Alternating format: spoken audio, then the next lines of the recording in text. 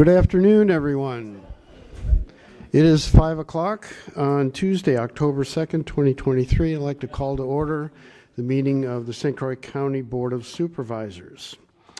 We were to have an invocation this afternoon by Pastor Dawn Jeffers Ramstead. Apparently, I understand she's running a little late and will not be able to join us. So if you'll please join me in standing for a moment of silence.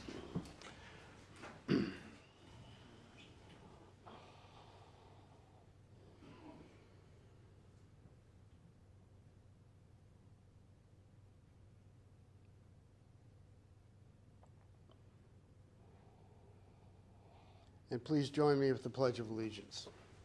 I pledge allegiance to the flag of the United States of America and to the republic for which it stands, one nation under God, indivisible, with liberty and justice for all. And as for our roll call tonight, you'll notice that we won't be using our electronic voting. But I can attest that all supervisors are present and accounted for. Thank you. Public comment. Do we have anyone who would like to make public comment tonight? I didn't receive any requests. Anyone like to comment to the board tonight? Public comment? Okay, we're going to move on to our consent agenda. Do we have a motion for our consent agenda? Supervisor Osnes, and a second. Supervisor Hanson, thank you. Any discussion? Again, absent electronic voting, for the most part, we'll be doing a voice vote tonight. So all those in favor of approving the consent agenda signify by saying aye. Aye. Any opposed? That passes unanimously. Thank you.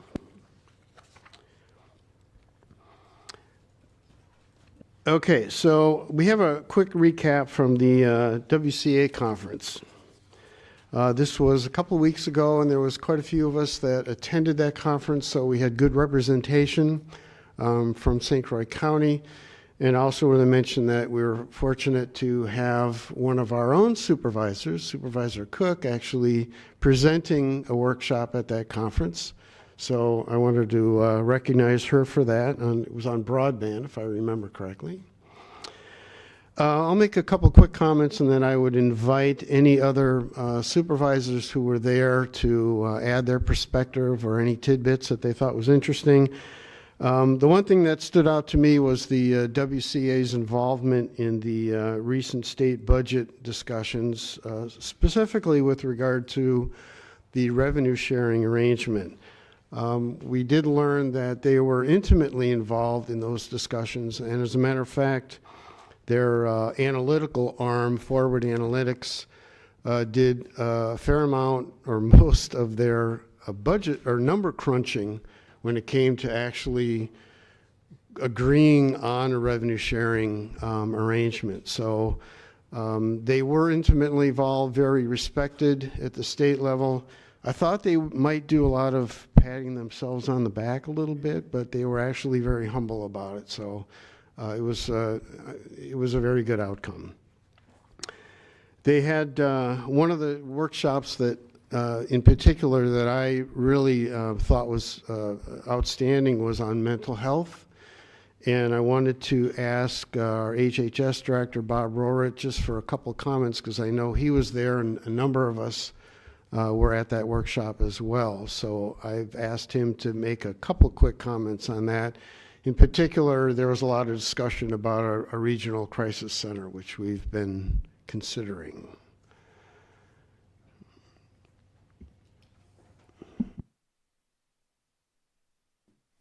Thank you, Mr. Chair. Good evening. Yes, you might remember about a year ago, we put forward a proposal to start and operate a 10-bed or 15-bed residential withdrawal management center out of Kitty Roads, and that was potentially possible through funding from DHS that we didn't get. So we had a proposal in place. We recognized the need and the potential benefits that having a facility like that in our county would provide. It would essentially provide a local short-term length of stay facility where law enforcement could drop people off who were intoxicated, in withdrawal, and or had mental health conditions that resulted in that crisis event, and would have freed law enforcement up then to go onto other calls. Like I said, we didn't get the funding for that. DHS later came back to us and offered us a lesser amount of funding in the hope that we would be able to do something with it, but the money wasn't enough to make it viable from our end, so we weren't able to take advantage of that. We keep our minds open to how we could pursue this kind of endeavor going forward. Again, we think it's a good idea. We also want to be realistic about the implications of trying to start and operate something like this. I think from my perspective, to have it be a county-operated facility would run into certain barriers around funding and around finding a workforce that could staff it 24/7. That's one of the main challenges with these regional or any crisis center. In a rural community, you also have the geographic challenges of having multiple counties maybe partner on this, and even if we had an agreement with those counties to help fund it, some of the local challenges still fall on us as a county. I'm thinking of, like, if there was an event, an event that required law enforcement to come to the facility, it would be local law enforcement that would have to do that. Char Lopez is familiar with the intricacies of how financially how that could impact us negatively. It doesn't mean that we're not considering this kind of option going forward. It's just that we want to be thoughtful about how we do it, if we do it, and how it would be paid for and sustained going forward. We've been in a lot of discussions with DHS, with other counties, with providers, and I'm currently pursuing some of those options to see where they lead us. The good news is, though, in the meantime, the past year and a half, almost 2 years, we've had an opportunity to see how these ARPA-funded positions have had an impact on crisis services locally, and have been very pleased with the kinds of results that we're seeing and the volume of interactions that we're having through our co-responders, our community-based case managers, peer support specialists, through the withdrawal management project that we started with Western Wisconsin Health, and through housing rental assistance for recovery housing through Onyx House.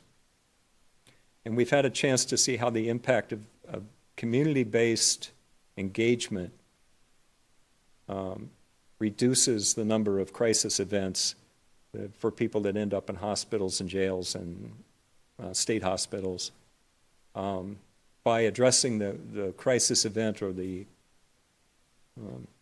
mental health or addiction crisis earlier in the person's home or in that environment where they live, as opposed to waiting until they're already in a hospital or already involved with law enforcement. So those early interventions and those community-based engagements, I think building those relationships with our community members and the residents has had a pretty, I think, substantial impact that we'll be able to show more as time goes on in terms of data and in terms of outcomes. But I know Char was mentioning earlier some of the testimonials from the people that were helped by these services.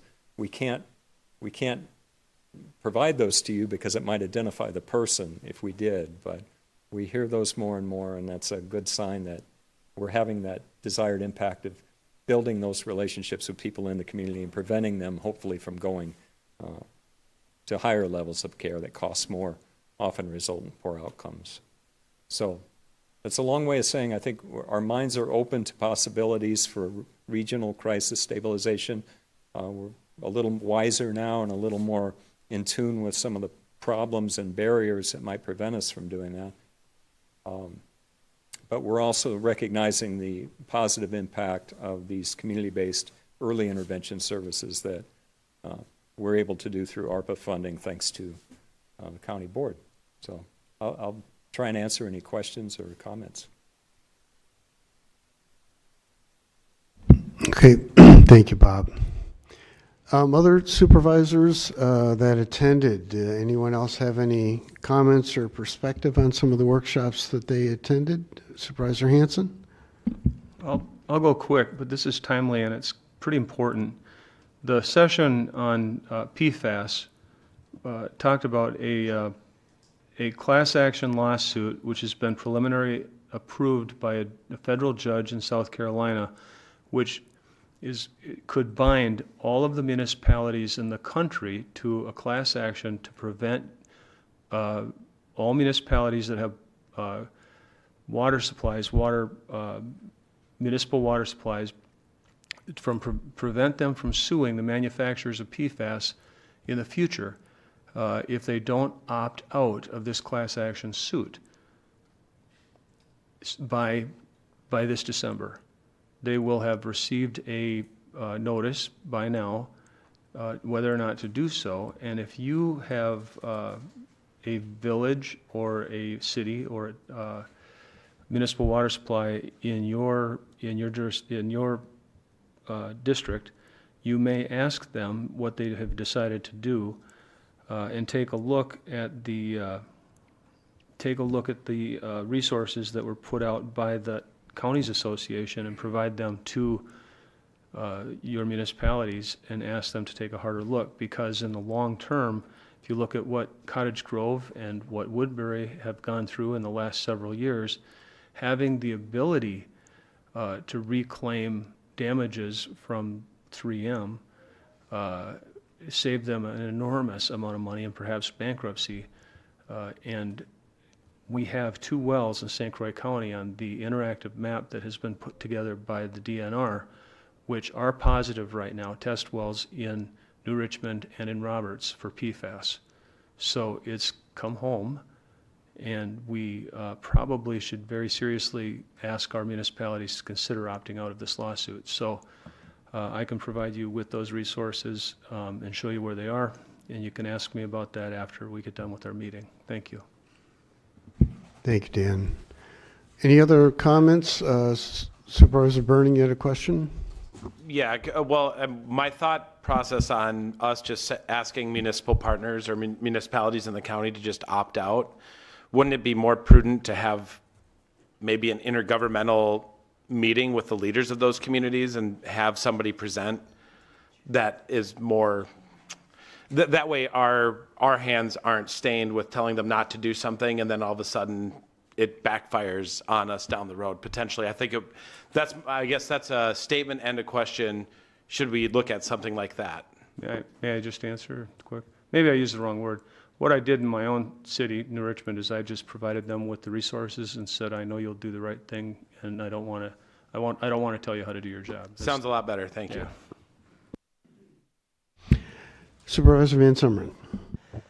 Yeah, I found the convention to be very interesting. I attended a couple of different seminars that were kind of tied together. One was about the DOT and what's going on in Wisconsin roads, and also about the electric-driven vehicles. And they're tied together because really nobody knows what to do in either situation. The roads need to be paid for.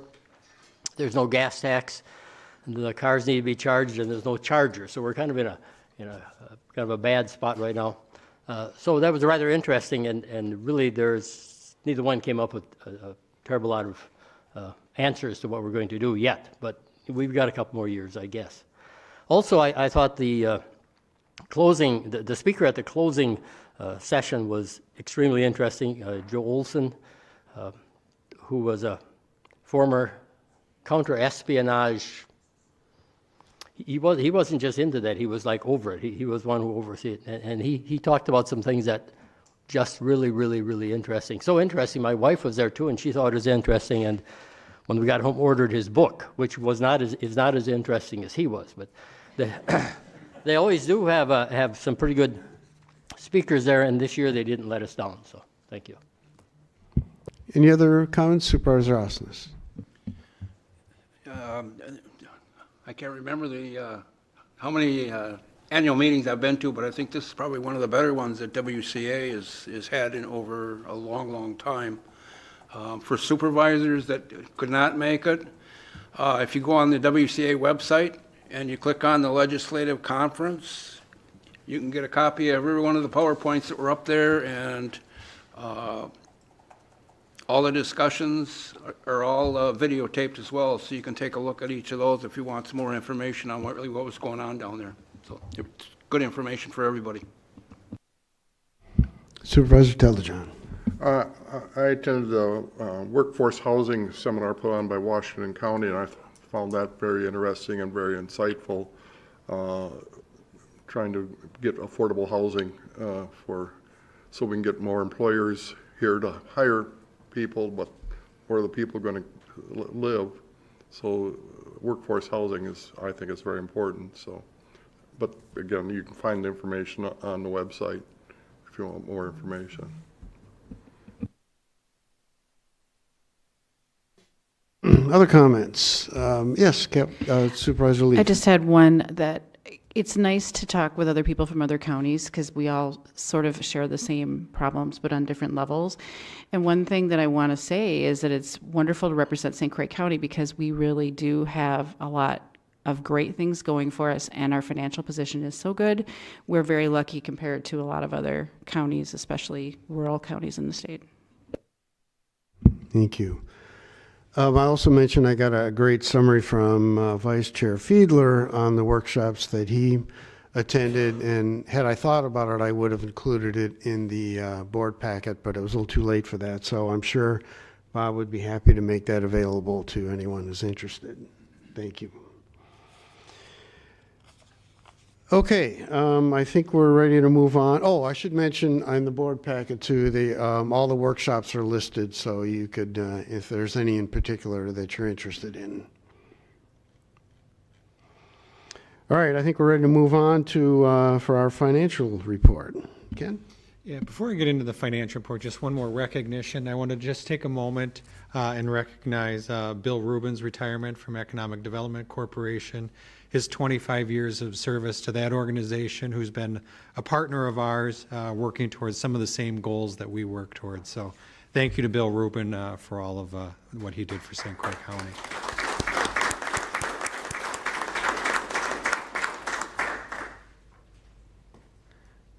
And now the exciting financial report.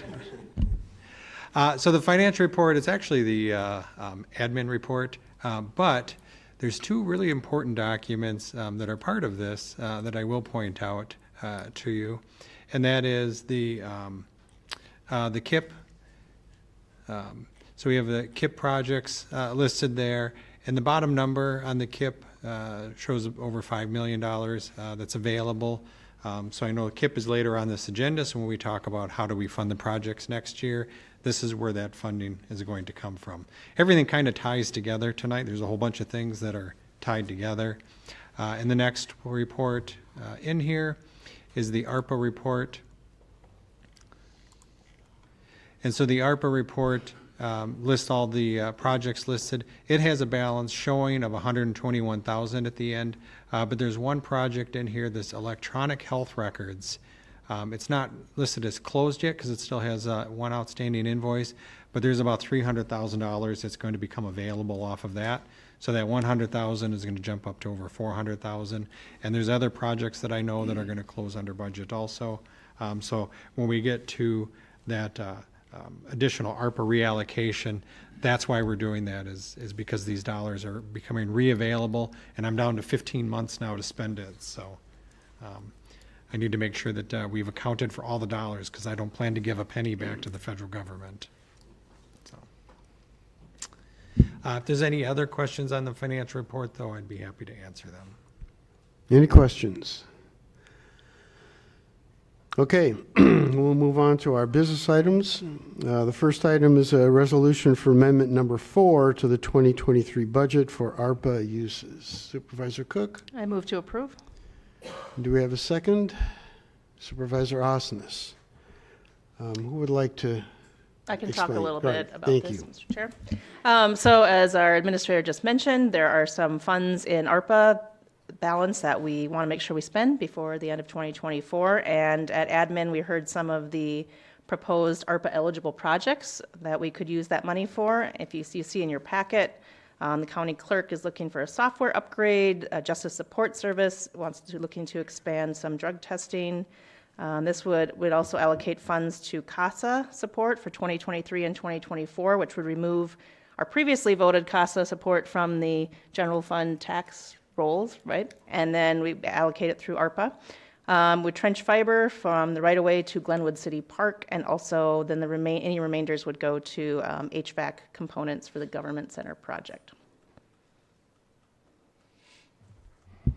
Questions, discussion? Supervisor Burning. I would like to, well, let me do a point of inquiry first, if that's allowed.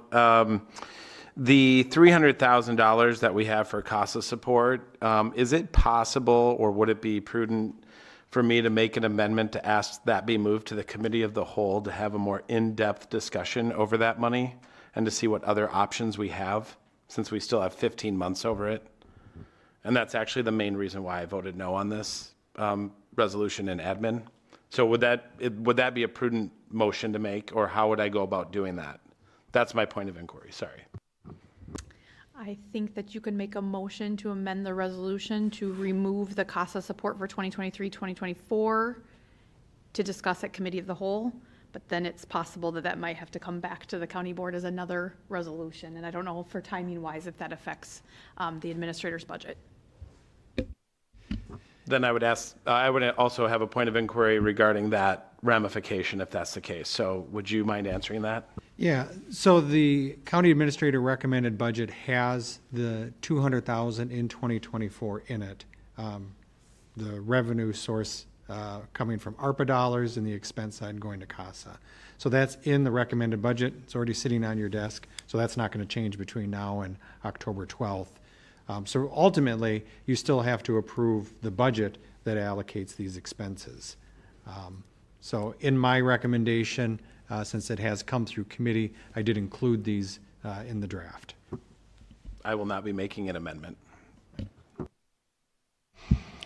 Other questions, discussion? Supervisor Leaf. I think this is great use of the dollars. The CASA program we've heard over and over again in our PPJ meetings. The judges give glowing reports about the influence of that. I think this gives them the money to get them on good footing, to get grants moving forward. I believe that's the idea here. So I think all of these uses is spot on. Other questions, comments? Supervisor Otino. Do we have any verification or data on that CASA issue? We gave them originally $50,000, and now I see it just jumped up to $300,000. So my question is, how do we know that, other than, I think you commented that the judges said it was doing okay, but is there any data that says that it's really worthwhile going forward? Thank you.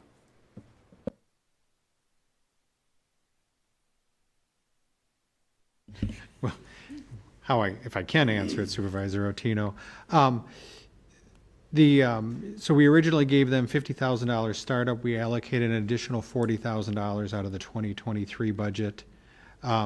So what we have for data, and CASA can make an updated report, but they have the number of volunteers and the number of children that have been assigned to those volunteers that are going through the process. So that's the statistics that would be available for us to show the program's success.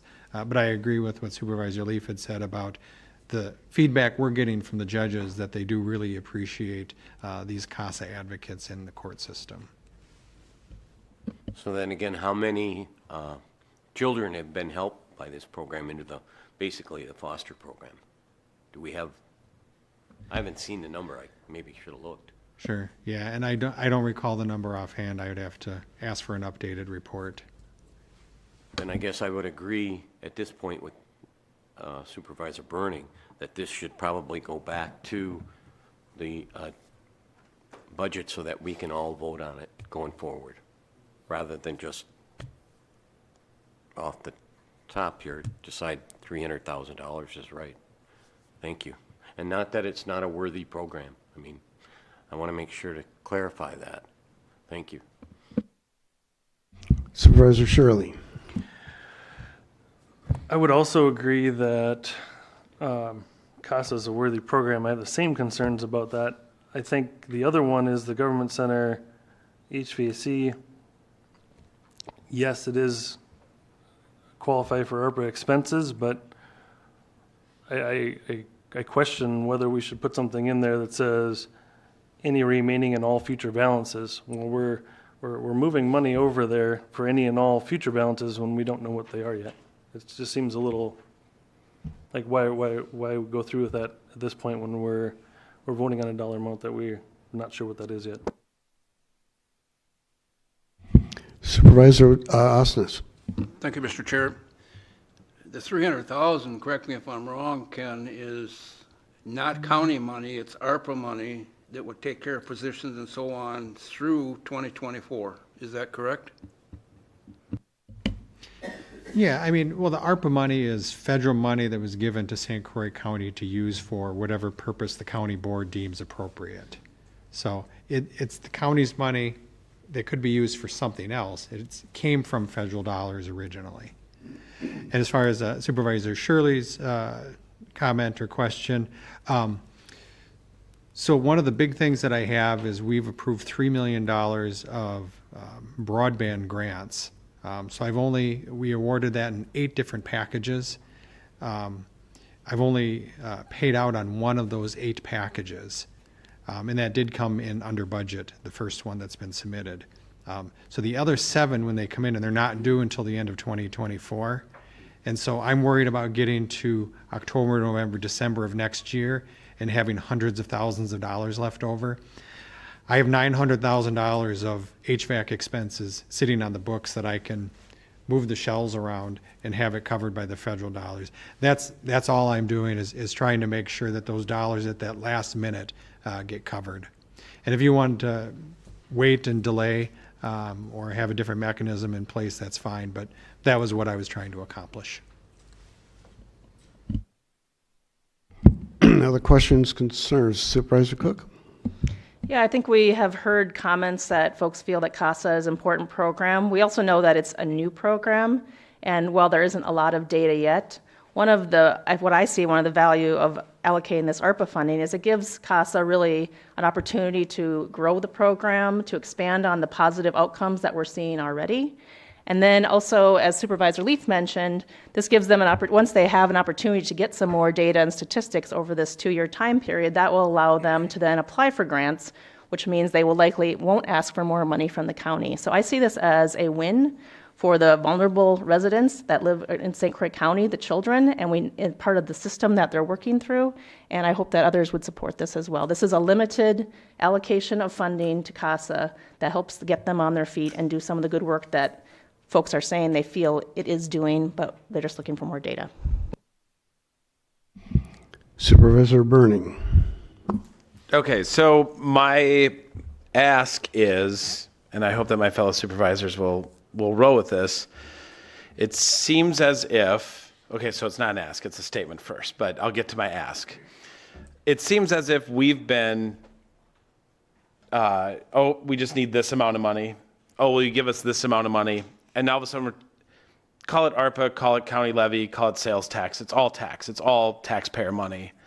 $300,000 we're going to put over 2 years.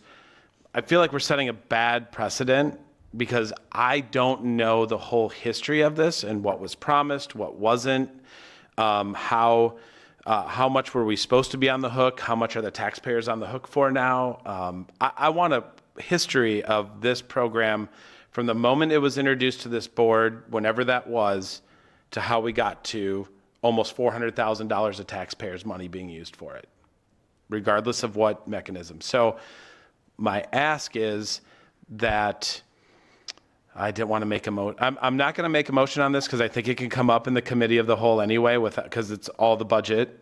But my ask is to have at least an item where we pull this out specifically at the committee of the whole to discuss this line item and the history of it, if that's okay with you, Mr. Chair. You're welcome. Supervisor Shirley.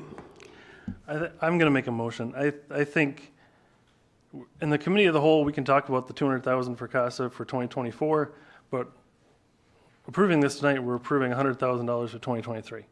So I would make a motion that we strike the 300,000 for CASA support until we talk about it in the committee of the whole. And also we strike line 38 about the government center HVAC components. Again, we can talk about that at a future time. We have a year to figure that out. I understand your reasoning, Ken, but at this time, I'd like to strike those two items. Supervisor Burning. What is the motion, please? The motion, as I heard it, is to eliminate lines number 36 and 38.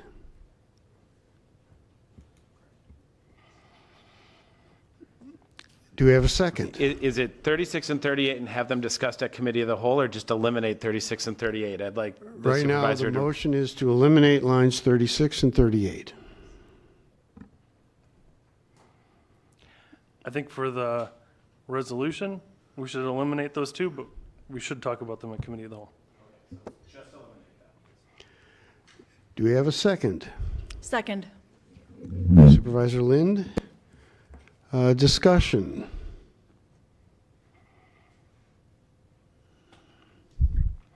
I will say something really quick on this particular amendment, or this motion. Go ahead, Supervisor Burning. I will support this motion as long as we have it where we can discuss it down the road and it doesn't completely die. So I'm going to turn this into an inquiry as well.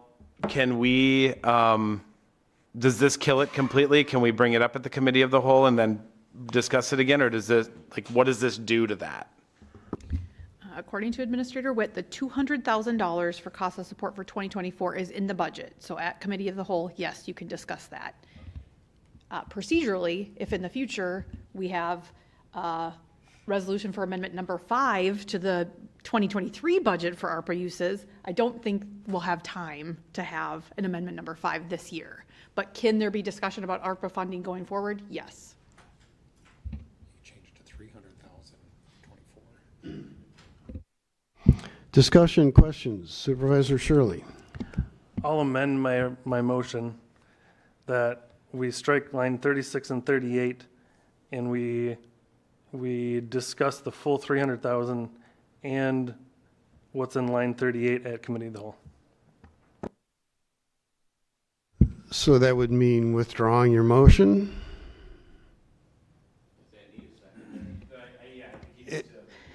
Well, it was already seconded. I think what Supervisor Shirley wants to do is amend his initial motion. So he's amending his motion, and Supervisor Lind, are you willing to second that? Second.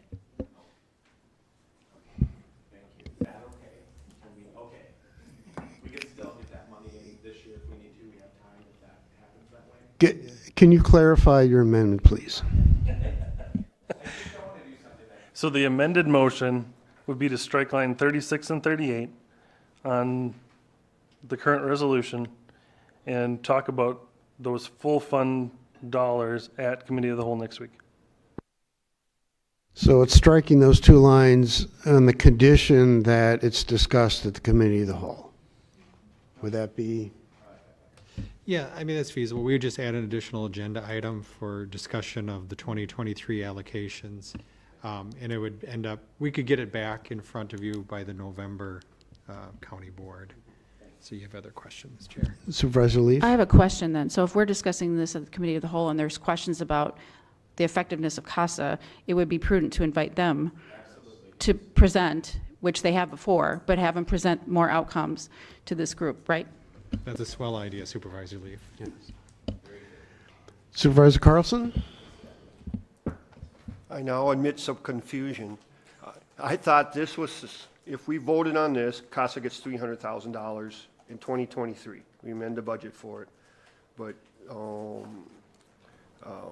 council just said 200,000 is in the budget for next year. So wouldn't it be amending this year for 100,000? Well, yeah. So lines 20 through 22 explain the CASA funding, and it indicates 100,000 for additional funding in 2023 and 200,000 in 2024. And so that's the explanation of where the 300,000 total comes, is from lines 20 through 22. The amendment I see there doesn't say anything about 2024 budget, and it says 300,000 for this year. So that's where my confusion is. Is it really 100,000 for this year? And then we discussed the 2024 budget for the other 200,000 if this passed? My interpretation of it would be 100,000 in 23 and 200,000 in 24.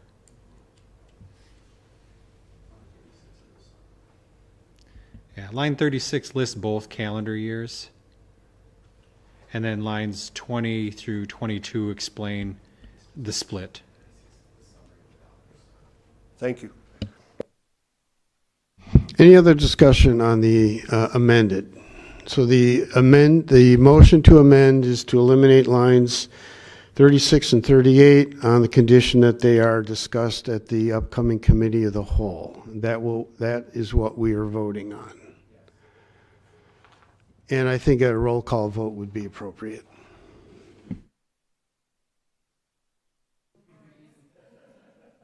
I'm just trying to get it all straightened out over here.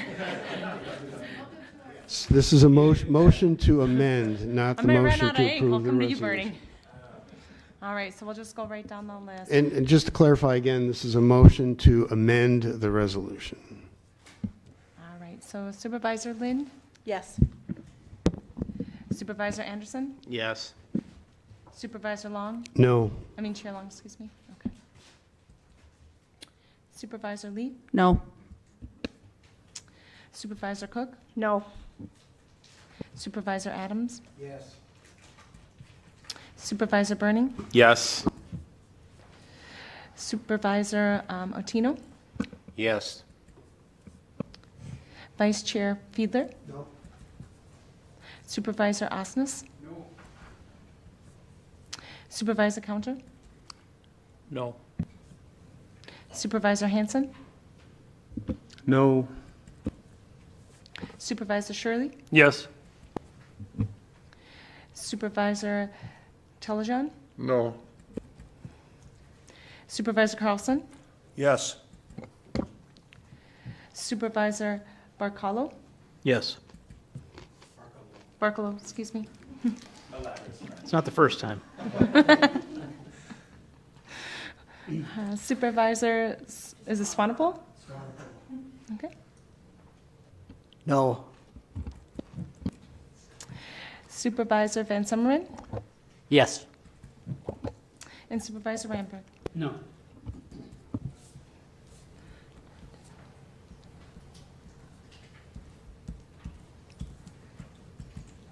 We have 9 yeses and 10 nos.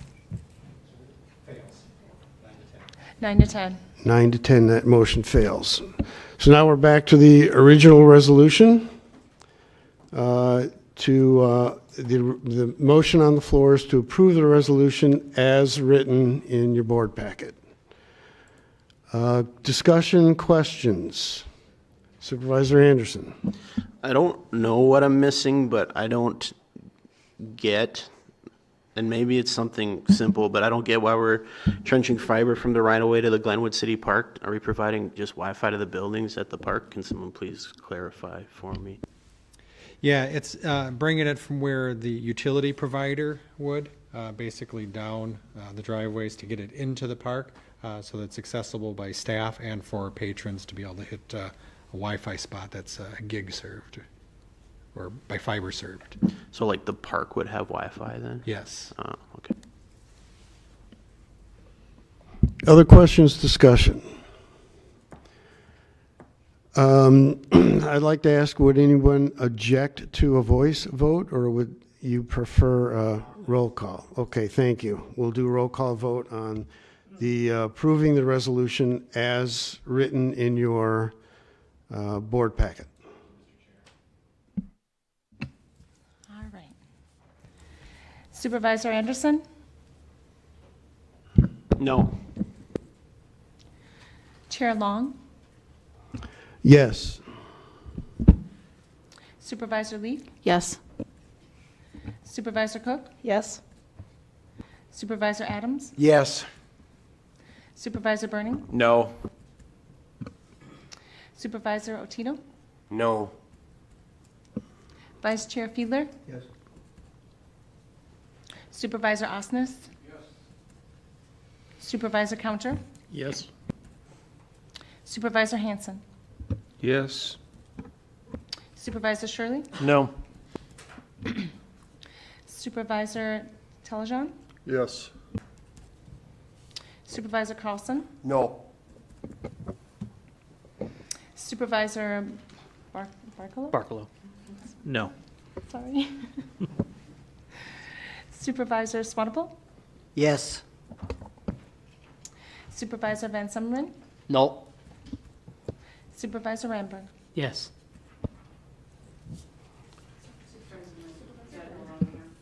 We missed, Oh, I'm sorry. Right at the top here. Supervisor Lind, I apologize. No. Okay, let me count them up here.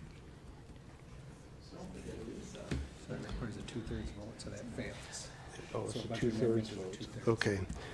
So a budget amendment requires a 2/3 vote. The vote was 11 to 8, so Yep. that motion fails. Okay, we're ready to move on to the next item. Yes, sir. I think it's a member of the prevailing party, I'm allowed to ask for reconsideration, correct? That's correct. Okay, in a I guess, manner of reaching out to the side that lost in this issue, I would like to reconsider this vote with Supervisor Shirley's amendment added to it so that we can make headway on what was in this resolution. So I'm asking that this be brought up in reconsideration at some point in time in the meeting, Mr. Chair, so that we can vote on it with Supervisor Shirley's amendment so that we can have further discussion on these items. And now would be the, First, there needs to be a vote on the motion to reconsider. Okay. If that, So I make a motion to reconsider during this meeting with Supervisor Shirley's amendment to it. and is there a second? second. Supervisor Shirley. Okay, so the motion is to reconsider the resolution, including the amendments, which were, It's just to bring it back to the floor. I'm sorry. Yeah, the First thing is it yes. just brings it back to the floor. Yes. So that's my motion. Okay, so the motion is to bring the issue back to the floor. Can we do a voice vote on that? I see nodding heads. All those in favor signify by saying aye. Any opposed? That passes unanimously. So we can reconsider the issue on the floor. Thank you. now you can make a motion, or whoever can make a motion. Mr. Chair, Supervisor Fiedler. could I just ask for clarification from either corporate counsel or the administrator? How does what we're doing now relate to what we could do at the committee of the whole? For example, could we bring this up at the committee of the whole with representation from the CASA staff to reconsider then as to how we're going to move forward, as opposed to going through the same exercise one more time now? We'll all be present. We'll have all more data then. Does it make sense to just bring it up again at the committee of the whole? Which we can do. Well, I think here's your 2 or 3 options, which will explain it. So you can reconsider tonight, because I think what Supervisor Burning's goal is to get approval for the county clerk, the justice support, and the fiber, those 3 projects. Or you can not approve anything tonight like your original action was, and we will bring it back to committee and take those back through the process for approval. I mean, really, that's what the choices are. So either approve the 3 tonight where there is consensus, or take it back to committee and start from there. Which committee are we talking about? Admin or committee of the whole? Well, it would be admin for the county clerk, the justice support, and the fiber wouldn't be discussed at committee of the whole. It'd be discussed at the admin committee. It would be a restart of this resolution in any modified form, based upon probably discussion from committee of the whole.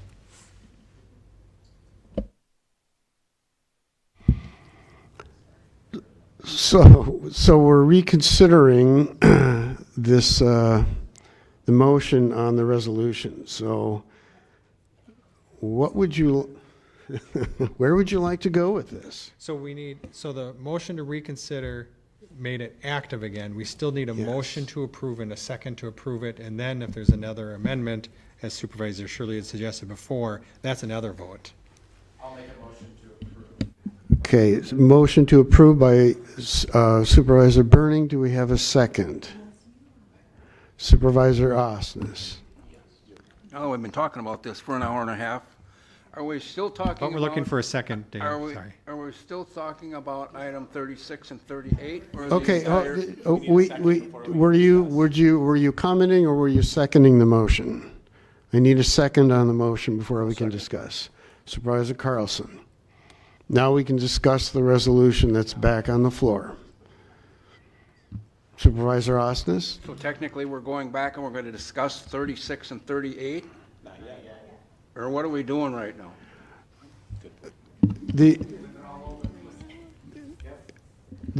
My understanding is the resolution as written in your packet is back on the floor. Now, if someone would like to make an amendment to that, they can do so. But it's the original resolution right now. Supervisor Shirley. So I'll make the motion to strike lines 36 and 38, and with discussion at committee of the whole for those full dollar amounts. Okay, there's a motion to strike 36 and 38. Is there a second? Supervisor Burning. Now we can discuss this all over again. May I, Mr. Chair? You may, Supervisor Burning. Yeah, thank you. So this was in an attempt, one, to get what's already in there approved. Two, since we could not come to consensus on this entire resolution, I think there's good stuff in there, and I think there's good discussion to be had on CASA. I would like my fellow supervisors to approve this amended resolution so that we can discuss further the program and learn more about why we're at the point that we're at and how we got here. But I want to get what else is, the other items that are in there, I want to get those approved and move the rest to just taking one more session to discuss them, because it seems as if there's a contingency inside of this board that wants to hear more. So that's my goal of it, is to not push it down the road and more committees and more 5 people this and 3 there. And so that's my whole point with this. Comments, discussion. Okay, I think Supervisor Rotino.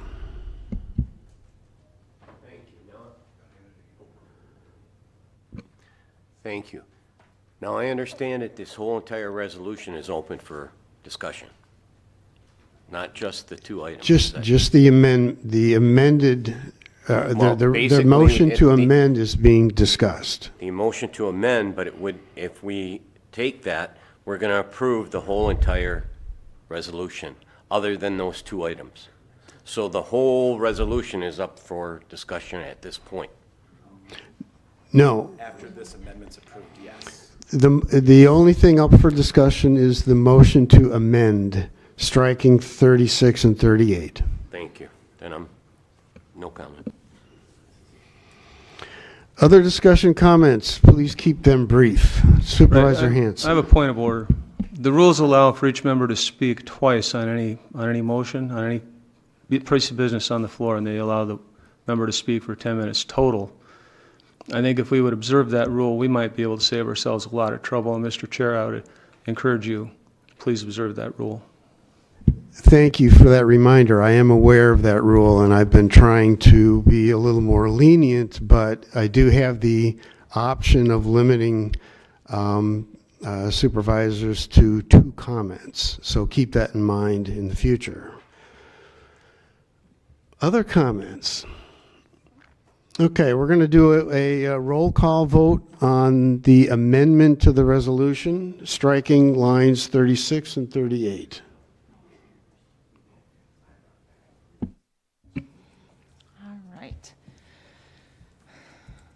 Chair Long, Yes. Supervisor Leaf, Yes. Supervisor Cook, No. Supervisor Adams, Yes. Supervisor Burning, Yes. Supervisor Tino, Yes. Vice Chair Fiedler, Yes. Supervisor Osnes. No. Supervisor Counter, Yes. Supervisor Hanson, No. Supervisor Shirley, Yes. Supervisor Telejon, No. Supervisor Carlson, Yes. Supervisor Barcolo, Yes. Supervisor Swampel, No. Supervisor Van Summeren, Yes. Supervisor Ramberg, No. Supervisor Lynn, Yes. Supervisor Anderson, Yep.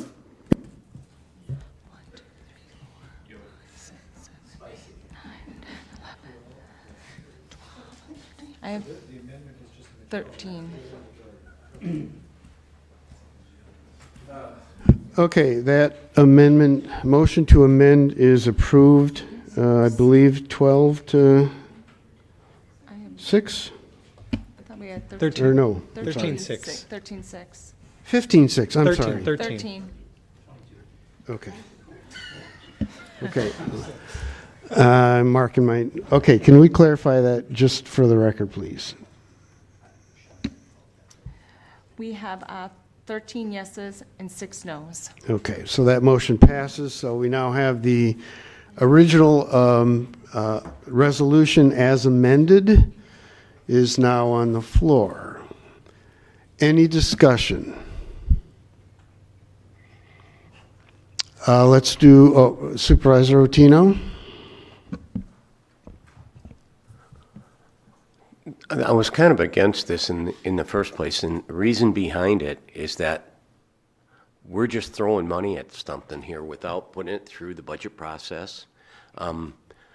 My question is, the cost for the $20,000 in remodeling and the reasoning behind it for drug testing, I think is great.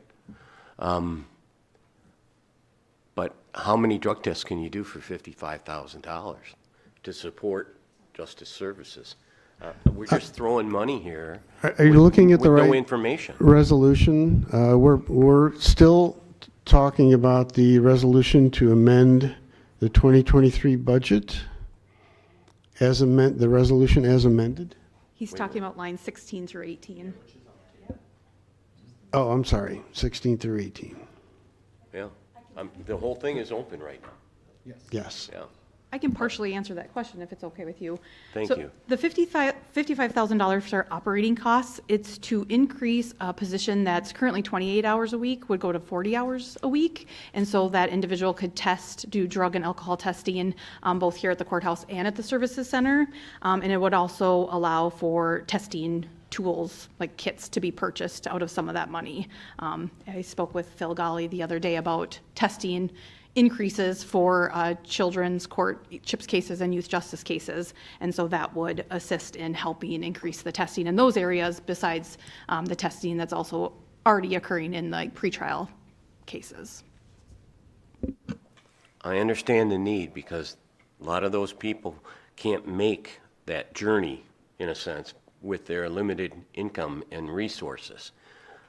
But still, we're putting this money aside with, who decided that this was the amount of money we needed and where did that come from? I'm having a problem with that, not with the issue, because I understand that's necessary. The $100,000 to the right-of-way of the buildings in Glenwood City Park? That was answered. That was answered already. Okay. I just don't like that we're just throwing money at things that we didn't have a group decision on. Thank you. I will remind you that this has gone through the administration committee where that discussion took place. Other comments and questions?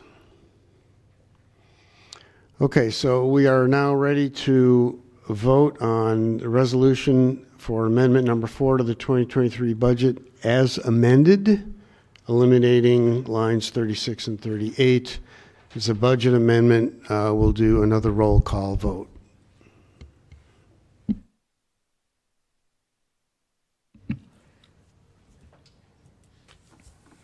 All right, so we're going to start with Supervisor Lee, Yes. Supervisor Cook, Yes. Supervisor Adams, Yes. Supervisor Burning, Yes. Supervisor Artino, No. Vice Chair Fiedler, Supervisor Osnes, Supervisor Counter, Yes. Supervisor Hanson, Yes. Supervisor Shirley, Yes. Supervisor Telejohn, Yes. Supervisor Carlson, No. Supervisor Barcarlo, No. Supervisor Swanpo, Yes. Supervisor Van Summerlin, Yes. Supervisor Ramberg, Yes. Supervisor Lynn, Yes. Supervisor Anderson, Yes. Supervisor Long, Yes.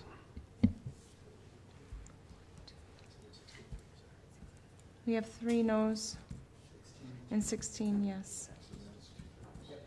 Okay, the vote on that was 16-3, so that passes the 2/3 required vote to pass this resolution. So the resolution is passed as amended. Okay, let's get on to our second item. Resolution reallocating the fund balance. Supervisor Cook, I move to approve the resolution. do we have a second? I'm sorry, who was that? Supervisor Burning? Supervisor Cook? I'm going to defer to Administrator Witt on this.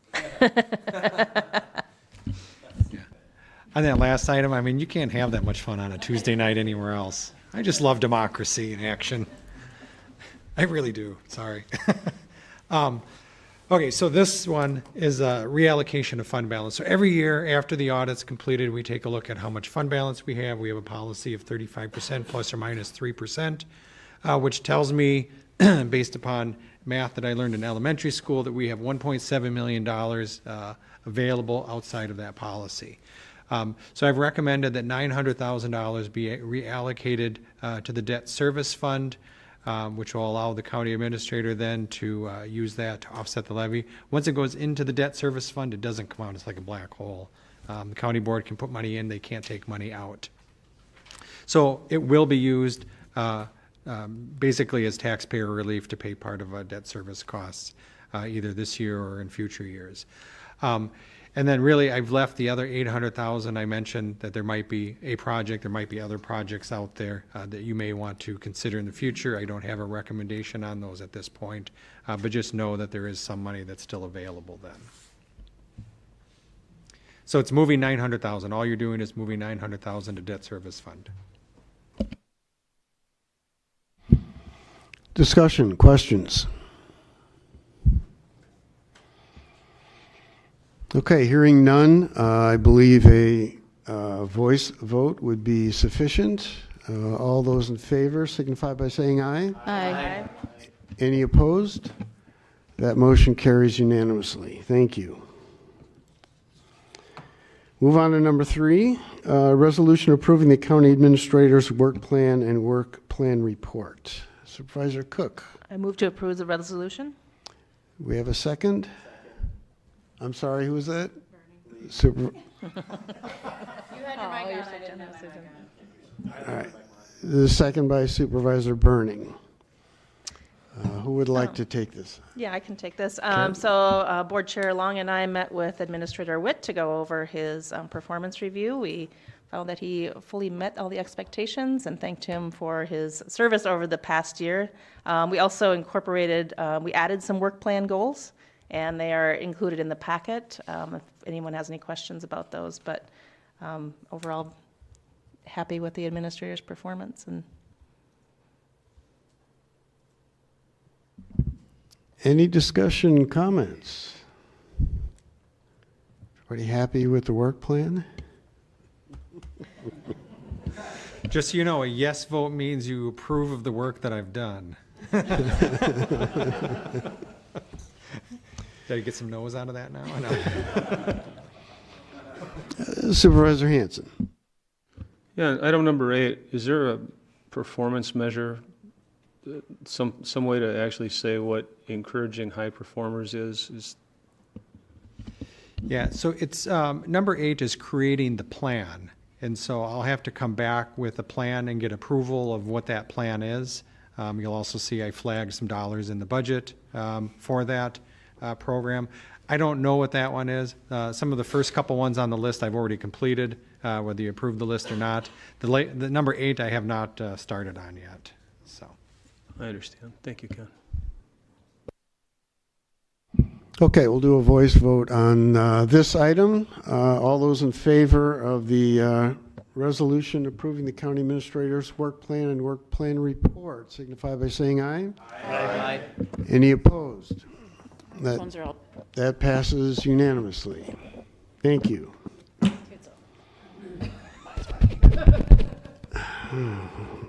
Okay, on to number 4, review of the 2024 capital improvement project. This is actually project 10099 in the 2024 KIP for $920,000 for the Glenwood Park entrance station. There was a request to just provide more information on this particular project. I believe this is a discussion item and not anything to vote on. So we're fortunate to have our new Community Development Director, Jason Cheesit. Did I get that right? And he's going to provide us with a little summary of this particular project. And again, this is just for discussion only. All right. Thank you, Mr. Chair and members of the board, for the opportunity to present tonight on a project that has been in the county's capital improvement plan here for several years. It is slated for a 2024 construction build. So our staff, JR, and his park staff put together this PowerPoint kind of explaining what the intent of this project and those funds are for. So for those of you that are not as familiar with the Glen Hills Peninsula Campground, there's 63 campsites. They all have electric, but there is no sewer run to each site. It is on a separate side of the lake from our day use side, and the day use side has a new bathroom and shower facility, but this side of the lake does not. There's also 2 camper cabins that have been built in the last 5 years out on site, and this park roughly sees 3,600 patrons per season, and that is about 1,156 reservations, camping reservations. So here's a couple aerial images. You can see the photo on the right is the Peninsula Campground, and the photo on the left shows kind of an aerial of the whole park. So the part on the north side, or the top portion of the lake here, is the day use area with the boat launch and beach, and the camping is over on the right hand side. So what you guys were talking about with the fiber would be to plow in the fiber here as well. There was a 2022 survey that was put out, and there was 343 people that responded to this survey. And the main survey results showed that having flush toilets and showers at the Peninsula Campground were needed, or what the patrons desired the most. So you can see some comments over there on the right-hand side about what they were seeking out of our county campground. The number one answer also on that was just kind of an open-ended, and the optional comments was a new campground entrance and the restroom and shower building. So if we look at our current facility out there, here's an aerial of it. The entrance building you can see is on the south side there. Right next to that is the little firewood shed. So over on the image on the right-hand side, They've got it labeled there very well, just a small little woodshed. The current entrance building is very small. The vault toilets are over on the left-hand side, and the shower building is right behind that. There's actually a dump station there further to the west. So just past the shower building here, or about to the left of that picture where it's taken, is the road that goes down to the county's dump station. There is an ADA vaulted toilet there as well, because the current vaulted toilets, the ones that are male and female side by side, do not meet the ADA regulations. Okay, so the existing shower building was built in 1984. It's fairly small, 18 by 24. It's basically split like normal bathrooms would be, one male, one female, and there's 2 shower stalls in each area for a total of 4 showers. There's some photos over on the right-hand side. You can see basically just concrete block. These showers take quite a bit of cleaning and maintenance due to they're just getting old and it's harder to clean that concrete surface. The 2 vault toilets there, they were built in 1973, and they are 10 by 10 buildings. They are 1 male, 1 female. You can see standard vault toilets. There is some handicap bars in there, but we believe that they would not meet ADA requirements. And again, very hard to clean and outdated. So.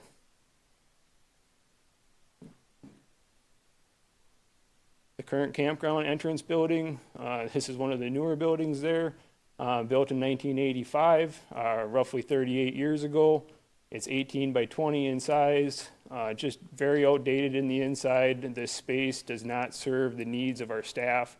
It doesn't have a good area to like direct people to as they're driving up to it, which you'll see the proposed building would have for our staff to be at like a window, a drive-through window, if you would image that.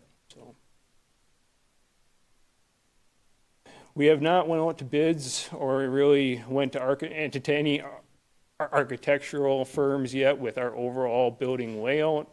What you're looking at, the top 3 pictures there are the entrance building at Homestead Park. So the one over on the far upper left-hand corner, you can kind of see a window on the bump out there. That's the drive-up window for anybody that's entering the park. That would be a desire of the new building, again, just to help staff stop. That same window is pictured in the middle picture there, and they have like a cashier set up there where they're able to take and make sure people got their park passes and pay their fees as they come into the park. There is a break room in that current building, and that we're not sure that that would be needed in this one, but just showing you that there is some staff accommodations that they would like as well. The bottom 4 pictures, that is the bathroom facility that was built in the day use side. That facility has 4 sets of bathrooms and showers, so each bathroom has a shower in it as well. You can see in that with the photo in the middle there with the stool in it, a lot more ADA accessible, a lot more room, and that the walls and that in the shower area there are a lot easier to clean. It's got the ADA bench. So that just gives you kind of an idea of what the new facility may look like. The main benefits of this facility would be that it's going to satisfy the public's survey request, the people that are using our park, which would hopefully transition into more people using our parks more often. The sewer systems would be able to be updated, which right now we have some holding tank systems, and they are very costly to operate on a monthly basis, so we would try to put in a full sanitary system. We would try to take and obviously improve the appearance and aesthetics of our park as you're driving up to it. There'd be a greater convenience because they'd have actual toilets that flush and showers, and they would reduce our staff time and that for the maintenance and the cleaning of these facilities, along with them being ADA accessible and allow for an easier traffic flow and workflow for people coming and going out of the park. So with that, do you have any questions for us, or JR's here as well? I guess I'll start out if I may. I think one of the things that we're concerned about is the relative sense of urgency of the facility, and I'm hoping that you can address that. And I'll remind everybody, we did, in the committee of the whole, we moved this project up to 2024, and the compromise was we moved several other fairly expensive projects later. So that was the one thing, the compromise that we did agree on. But I think it's the sense of urgency or the sense of need that we'd really like to hear from you about. Yeah, well, my time here has been fairly short, so I can't tell you a lot about the history.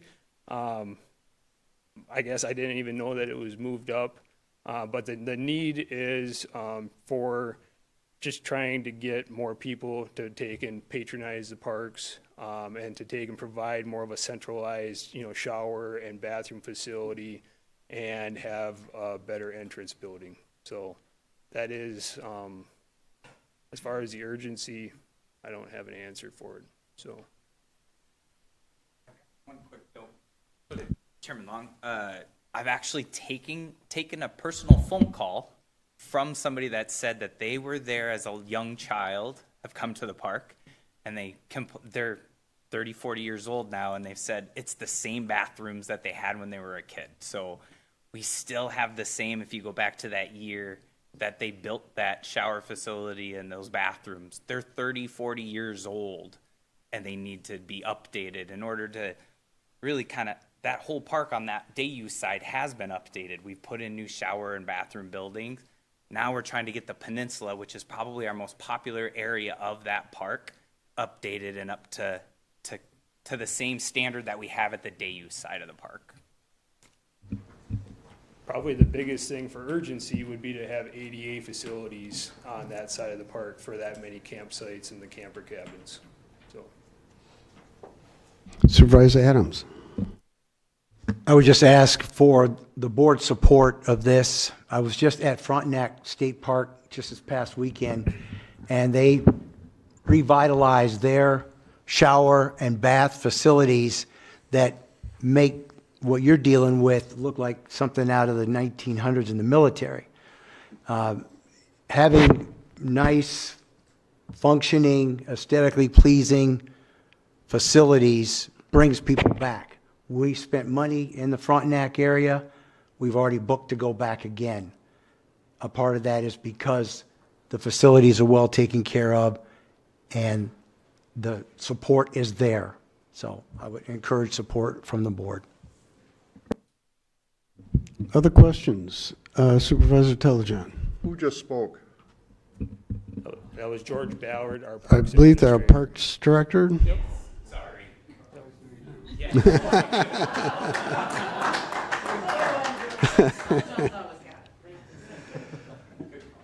Supervisor Hanson, did you have your hand up? I'd like to address the urgency. The sense of urgency is twofold in my mind, is to capitalize on the really excellent improvements that we've had of attendance over the last, how many years? 5, 6, 7 years, the attendance has been growing, and that has to do with the improvements that have been made in the park. And the second thing is the cost of construction. If we want to capitalize on the improvements in attendance, we really need to continue to improve the park, and I'd love to see that done while it's still as affordable as it is now compared to what it may be 5, 6 years from now. If we delay it, it could be that much longer to do. So I think now that we've made the compromises to make this the next project, I think it would be a hardship almost to delay it. So thank you. Supervisor Van Summeren. I would agree. I think there's urgency there. This past year we opened up the group camping area, and it's beautiful. And I only heard positive comments. And the few people that I talked to there, and I actually stopped along the way and talked to them, said, yeah, that's beautiful, but you really have to get flush toilets in other parts of the country, and other parts of the county park, excuse me. And so I think there's an urgency if we want that to be if we want that to attract campers, attract people, attract business.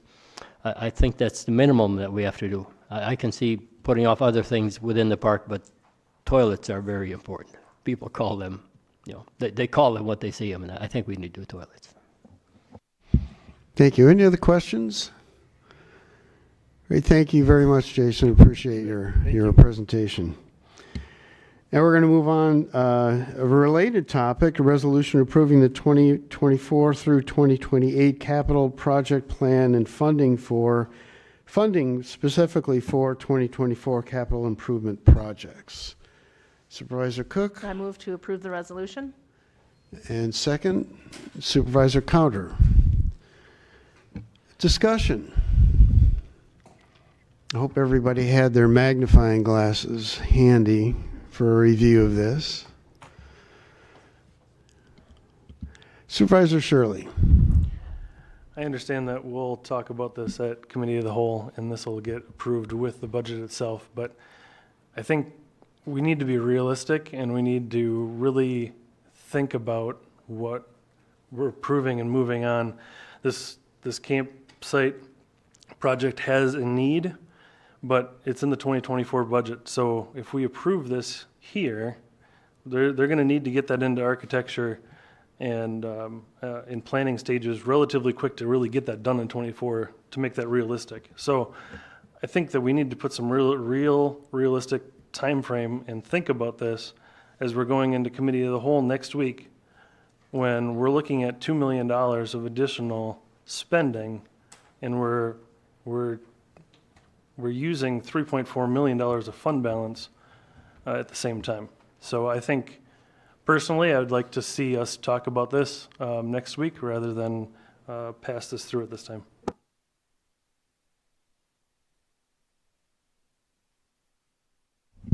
Other discussion? Okay, seeing none, Supervisor Shirley. Well, at this time, I would make a motion to amend to pull the park project out from this KIP at this time until we have further discussion at the Committee of the Whole. Is there a second? I'll second. Who was that? Burning. Okay, thank you. Raise your hand next time so I can see it. Okay, so the motion on the floor is to amend the capital improvement project by moving or eliminating, can you clarify, this project? At this time, I would say remove it from the 24, and I would like further discussion on where that's placed in the KIP at Committee of the Whole. Is that sufficient for the second? Yes. Okay, so the motion is to eliminate this project from the 2024 budget to be determined later at the Committee of the Whole as to what year it should be placed in. Would that be correct? Okay, discussion. Supervisor Hanson. I'd encourage this to not pass. It's last minute, it's capricious. These items have been discussed, and at length, careful consideration has been given, and we should move forward with this for all of the reasons that have been discussed here already. Other discussion on the motion to amend? Supervisor Anderson? I agree that this shouldn't be moved. There are a lot of other things moved back, and I think we kind of came to a general understanding on the schedule of these projects. A lot more money was moved out than moved up, and I'm not saying we should just spend money to spend money, but I think this is a good project for 24. Other comments? Supervisor Shirley. I'm not necessarily saying that this project will or will not go forward in committee of the whole. I just think it's worth a discussion when we're talking about the whole dollar amount that we're looking at the budget for. We're going to need additional funds somewhere.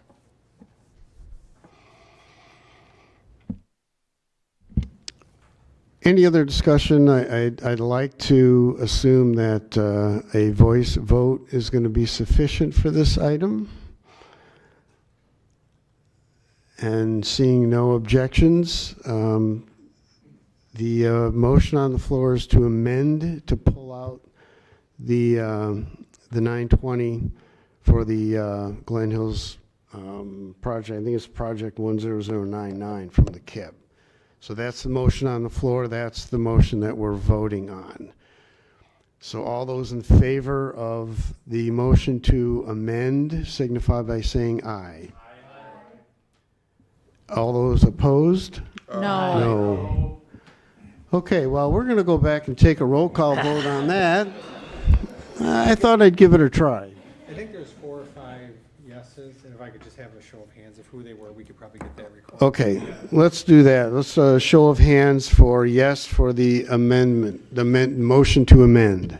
So it was Barcelo, Carlson, Shirley, Gotino, Burning, and Lind. Do you get those, Amy? No, Barcelo, Carlson, Shirley, 3 on that side, 3 on this side. Gotino, Burning, and Lind. So that's 13 to 6. 13 to 6, so that motion fails. So now we're back to the original resolution to approve the capital improvement plan. Any other discussion? Let's try a voice vote on this one. All those in favor signify by saying aye. Aye. Any opposed? Okay, let's say a show of hands for those who oppose the approving the resolution. We have 4. We have Barcelo, Shirley, Gotino, Burning, and Lind. 5. 5. Yeah. Okay, so that resolution, that motion to approve the resolution passes. Can I have the names one more time? Can I have the names one more time? I have Burning, Shirley, Lind, Otno, and Barcelo. Barcelo. Okay. Barcelo. I only have 4. 7 course deal Lind.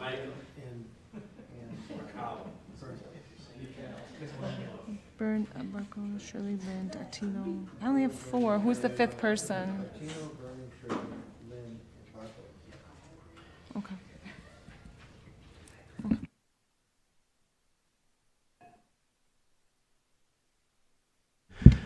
Okay, well, some of these items are taking a little longer than anticipated, so I think we're going to take a really quick 5-minute break and let's make it quick because we've got a lot to cover yet.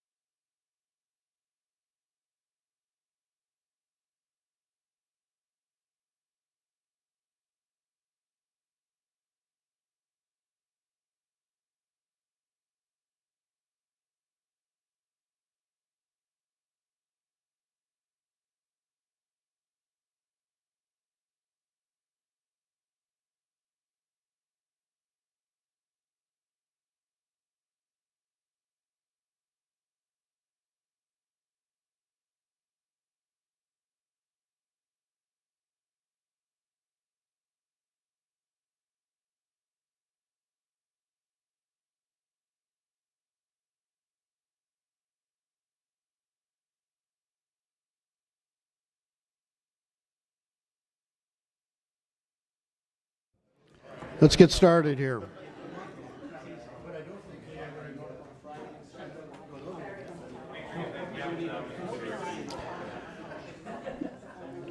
All right, next on our agenda, business item number 6, the ordinance creating Chapter 37 Uniform Addressing and Road Naming System. Do we have a motion? So move its adoption. Move to approve. Second? Moved. Adams? Yes. I'm sorry. Yes. To the motion to approve? Yes. Okay. And a second by Ramberg. Sorry. Okay. Who would like to take this on to discuss? I'll raise it quickly. Okay. Mr. Supervisor. Chairman. We brought this up a couple of months ago, and there was a request that one of the local jurisdictions had asked for maybe more time to consider it. So it went back to the committee. We made a couple of minor amendments that Supervisor Ramberg had offered, where they were accepted unanimously.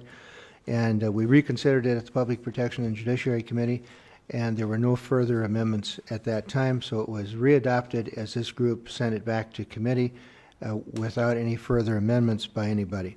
And we know of no other objections at this time. But Supervisor Ramberg has done the heavy lifting on this particular resolution, so I would just ask if the chairman could call upon him for any further explanation that might be required by the group. Supervisor Ramberg. Thank you, Mr. Chair. That's correct. I think the introduction speaks to it quite well, and we did get some late calls that I feel is addressed in here. Number one, there are towns that are worried that their road names will get attacked or changed. That's addressed in number 10 that was added, that says roads with word names existing at the time of the adoption of this chapter in towns that use numbered roads also may be allowed to continue. Unless there's an emergency management issue, then it's cuss and discuss with staff and the towns. And the other item is in the introduction we put in coordination with the towns. So those were the two. There was one other minor one that your address is to be on the right side. It's in the diagram. Your address number, and there's a lot of our residents in the county that have it on the wrong side. We're not asking them to switch it over.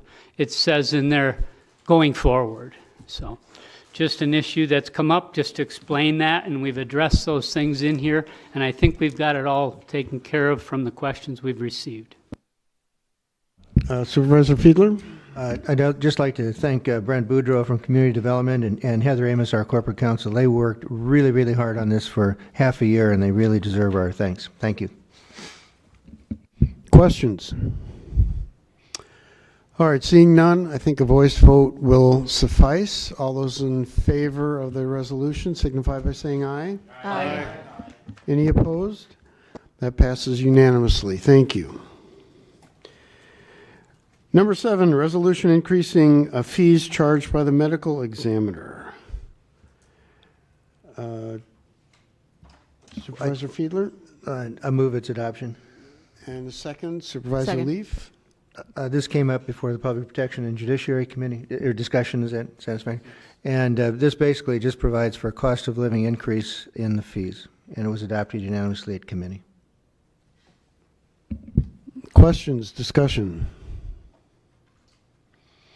All right, seeing none, voice vote again will suffice. All those in favor signify by saying aye. Aye. Any opposed? Passes unanimously. Thank you.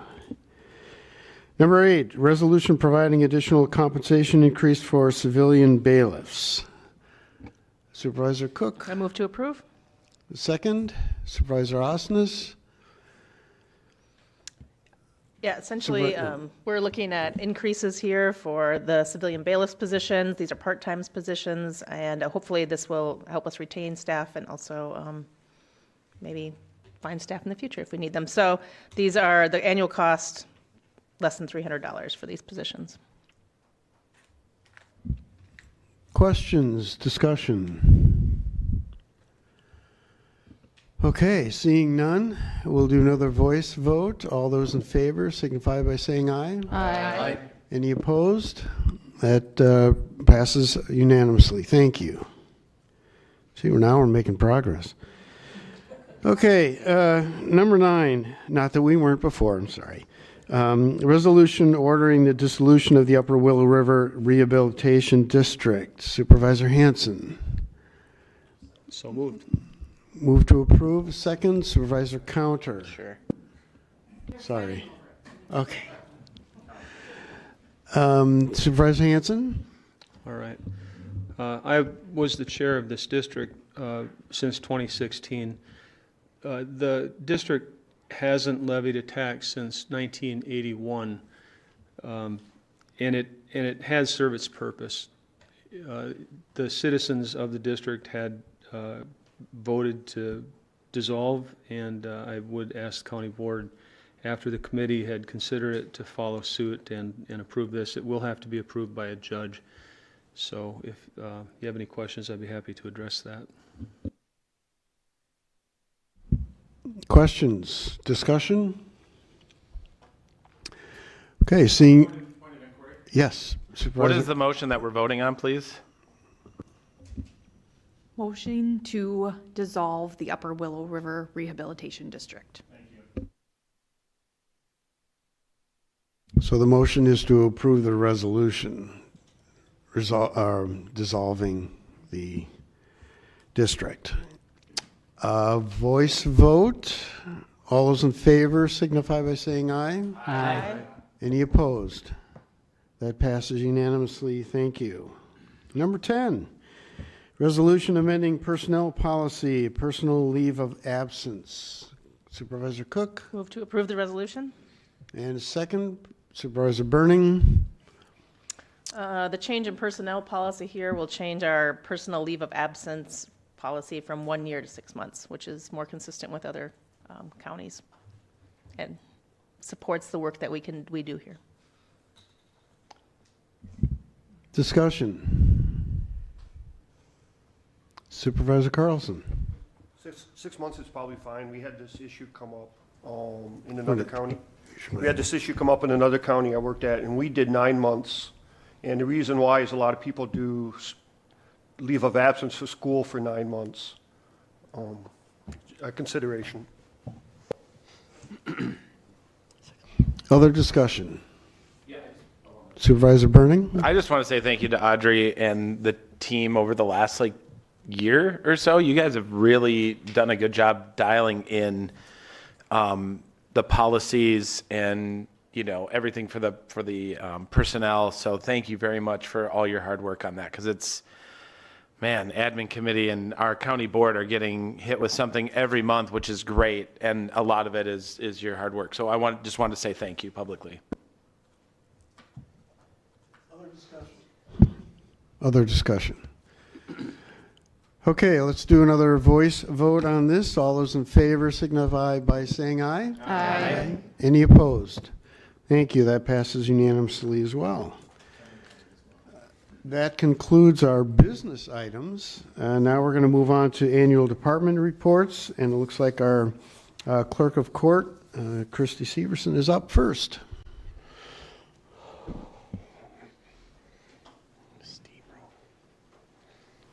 Well, good evening, and happy to see all of you, and thank you for letting me provide you with my 2022/2023 annual report. The written version is in your packets. I'm just going to go over a few highlights. So first of all, we are continuing to be successful in collecting outstanding debt through our work with the state debt collection program. For 2022, we collected almost $403,000. So far in 2023, we've collected almost $205,000. So our total entry since we started the program in December of 2018 is $1.64 million. So great job to my team, which is now Cheryl Harmon and Crystal Foss.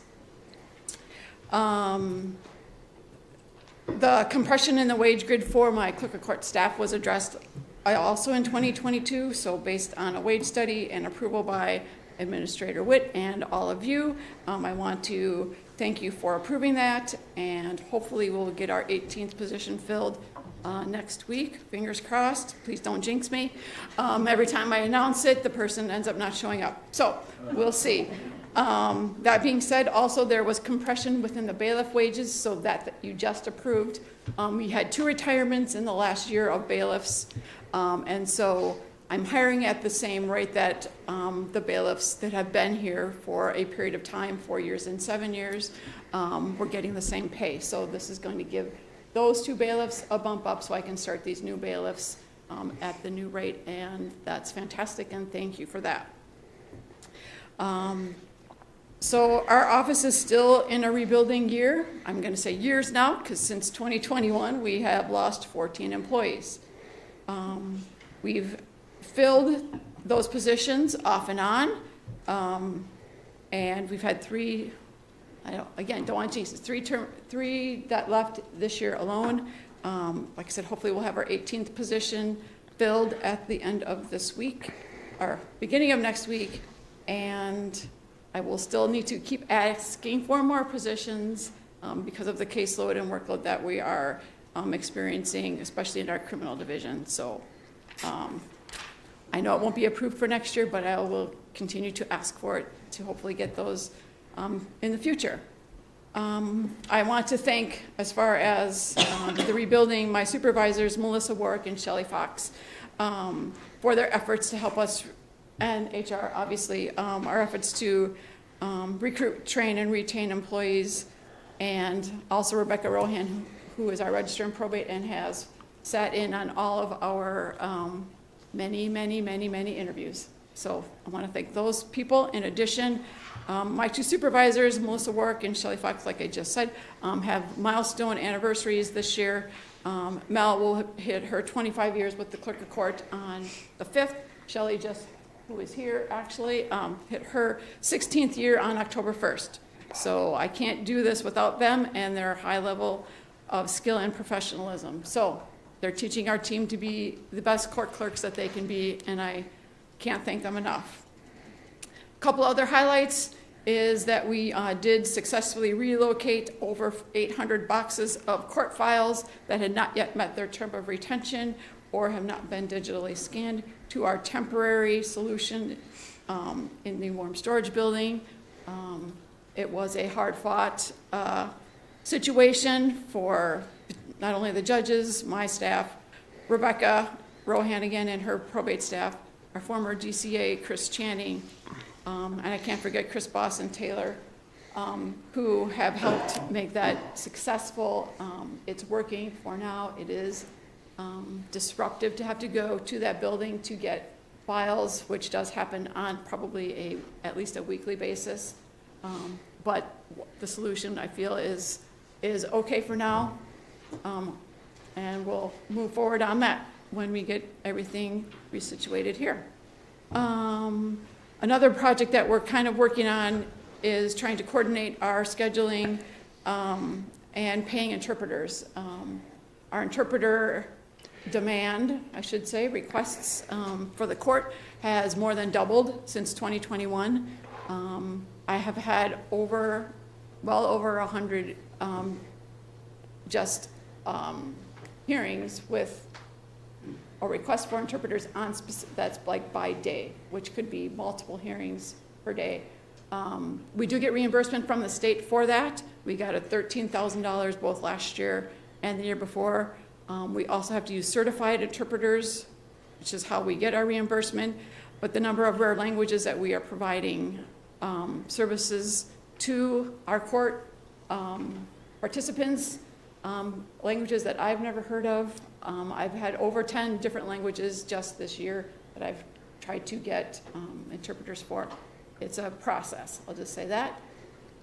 By far, Spanish is the most prevalent, and we have awesome Spanish interpreters. Basically, they're here are appearing almost every day for our criminal intake. That's how many defendants we've had come in through the courts.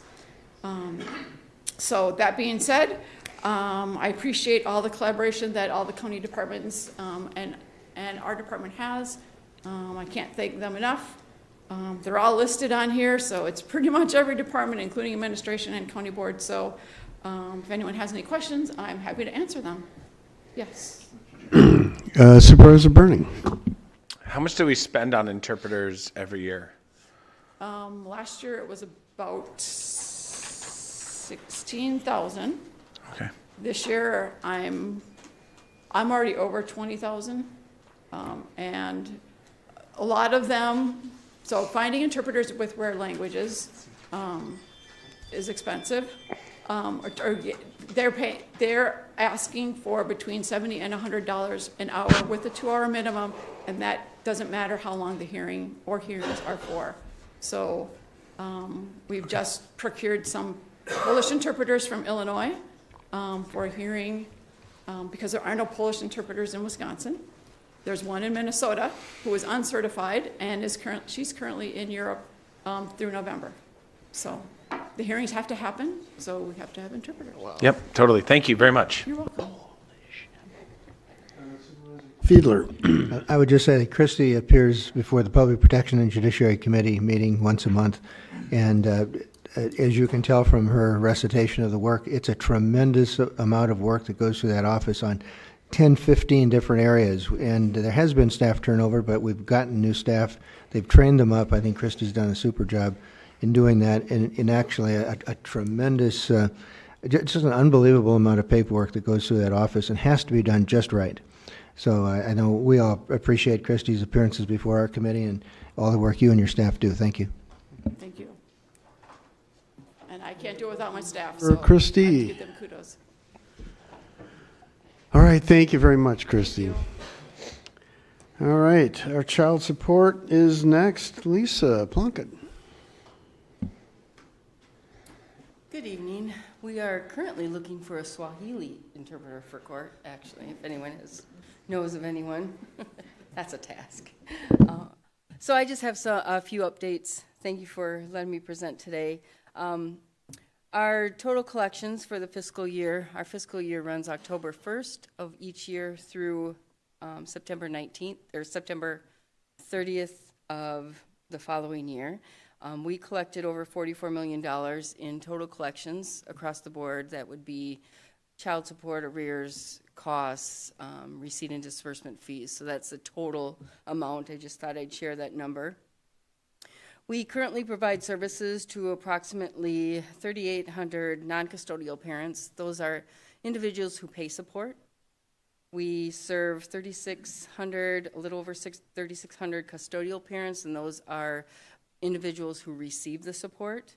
And we have currently 5,363 children that we're serving. Our agency in 2022 met 3 of our 4 threshold performance measures. Just short of 2% on arrears collection. Unofficially this year in 2023, we met the same 3 of 4 performance, missing 1% on arrears collection. And I have to keep reminding everyone that we did this with 3 less staff. Our senior specialist, Gretchen Morato, retired after 30 years. She had the largest caseload of out-of-home placement. We miss her tremendously because she had her job was really hard collecting on child support. So we did it without Gretchen and for part of the year and 2 less staff. So I want to say kudos to my staff for stepping up there. We're also awarded the SAVES grant, which is Safe Access for Victims, Economy, and Security. It's a demonstration grant. It's a 5-year grant. The contract we just received is for 2 years, approximately $216,000. That doesn't need to be spent. It can be reserved throughout the whole year, but in year 3, 4, and 5, we will get additional funding. $50,000 of that was earmarked for training, so we'll be doing a lot of training in the next couple of years. We have structured our agency a little bit where Chad Wolski has been promoted to a child support coordinator position. This is to focus more on our case management, getting those performance threshold measures in all 4 categories approved for each year. That's our key goal. So he'll be working one-on-one with each staff in training, in performance measures, reports, things that we can improve. We do have a collaboration with the Community Justice Collaborating Council in regards to domestic violence. And also, we are going to have a seat at the Child Welfare Juvenile Justice Subcommittee, which we meet for the first time next week. We completed and had an article published in the WCA magazine in conjunction with Phil Gawley, Dr. Phil Gawley, Heather Jensen and myself, giving more kudos to Phil Gawley and Heather Jensen for doing a majority of that work. I was pretty much a proofreader. Our agency still continues to work with Buffalo County Child Support Agency for contracted services in coordination with Pepin County, and we will continue to serve in that manner. Pepin County did receive all 4 performance thresholds. Buffalo received 3 of the 4, being less than 0.5% in arrears collection. So just kudos to that staff there, just working hard with them. And then goals and objectives for this current year, I just want to point out that our agency did go through an employee engagement survey, and we also created an action plan, which we have a year to focus on 7 different areas in our office. And we have updated that and reviewed it monthly in coordination with Human Resources. We also did a training session or a learning session in real colors to identify individuals' personalities and how we communicate and effectively collaborate with Corporation Counsel and amongst ourselves. So those are just some key areas that I wanted to point out. Does anyone have any questions? Any questions for Lisa? Oh, Supervisor Barkalow, go ahead. You mentioned you're looking for a certified Swahili speaker? Yes. Okay, I have one for you. You do, thank you. He actually works in the building, so. Is that Gilbert? He's probably not certified, so. He's not, sir. I reached out to him and several others in departments, and he said he reached out to whoever he had in mind that was certified, and it didn't pan out, so we're looking into some other services in Minnesota. Thank you, though. That was, Rhonda Brown gave me the suggestion to contact Gilbert in finance. I would just say again, we have the pleasure of seeing Lisa every month at the Public Protection and Judiciary Committee. She doesn't always make a presentation then because she's got a good control of what's going on. But when she does, we have lots of questions for her. She's always got the answers, and we really appreciate all she and her group do. And that was a great article by Heather Jensen, Phil Gawley, and Lisa in our county magazine, brought attention to the state, brought attention to all the good work you folks have done for years. And I would just ask if any of the other committee members that we've got that have heard Lisa so often, Kathy or Tim or anybody, Paul, would like to make any further comments about their office, because they really do a great job. I think you've said it. They do a wonderful job, and we really appreciate the work. It's tough work. I mean, you're going after people that don't want to pay, but thank you. And the state has recognized you as they should. So congratulations. Okay. Thank you. Thanks, Lisa. Okay, and finally we have our very busy medical examiner, Patty Shatner. I'll keep it short. Everything is actually going quite well at the medical examiner's office. I mean, we're doing our work and we're good at it and we're doing it well. So I can tell you that. We just hit 600 cases, which means we will be above our calls from last year. So that whole trend with the boomers is, it's panning out. I mean, it's going just like we had thought, and we will be hitting Eau Claire-like numbers in before 2030. It's what I think. As far as accomplishments and what we've done, I think the biggest thing that we did was the scanner. It'll be in operation for a full year, come the end of October. We had 125 scans that we did this year. These were all folks that would have normally qualified for autopsies that we didn't have to autopsy, and were able to figure out what was going on through toxicology and the scan, and it saved $126,000. So we paid $198,000 I thought we would have it paid for in savings within 5 years, but it's going to be paid for within 2. So it's turned out to be a really good purchase for us here in St. Croix County. And I think the biggest success on the scanner program is really the gratitude from the families that we serve.